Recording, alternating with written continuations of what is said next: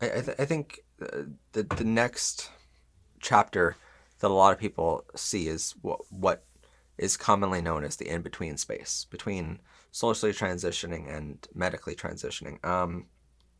And this is the space where your gender expression doesn't match your gender identity yet, but it also doesn't match your sex assigned at birth still.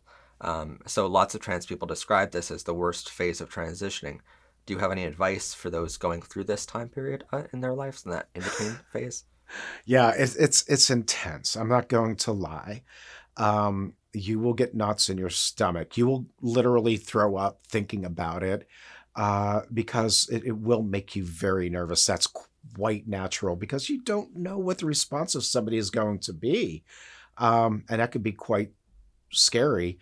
So know your territory, and where you're going into that transition between trying to come out to them in a somewhat ubiquitous way, dropping hints, being subtle, showing them little traces of this and that. For me as a child, it was picking the flowery, puffy, shirt over. And in the 70s, we had those things. So it was easy. I could wear silken flowers, nowadays, you don't get away with that too easily. But that those little touches along the way that you hope that, your family, your parents, your brothers, your sisters will pick up on and question you. So you can tell them what you're thinking. You would like to think that family comes first, that they would, work with you and understand, but it's not all that cut and dry.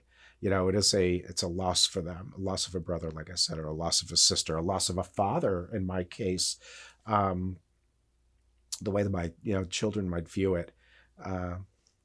So it is, I gotta say, you've just got to be patient and understand where you're going is not always an easy place to go. There will be loss and heartache and a lot of crying along the way.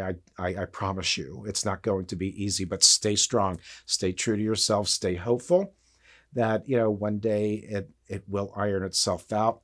They'll come to you and want to know if they truly love you. That will happen. So know that there's that there could be that light at the end of the tunnel.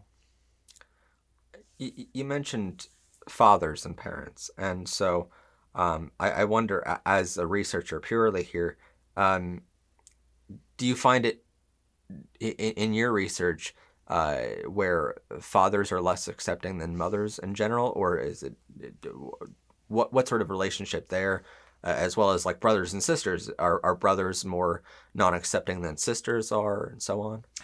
I have found that girls are more accepting and quickly. I mean, it's just, don't even think about it. It's like, oh my God, I love you even more. Whereas brothers or fathers, they raised you to this point where they wanted you to walk the walk of a male.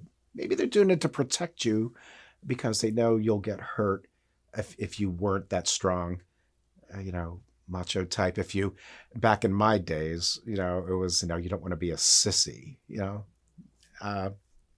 yes, I did. I very much did. But I didn't want to express that to them. So, you're hiding in that closet for a reason, because, you don't want to get, beaten up or bullied or even questioned, because, as a child, you don't have all the answers. I mean, it took me years of research to come up with the answers to, the questions in this particular interview. So, you learn in life constantly, So you learn how to deal with certain personalities in certain ways.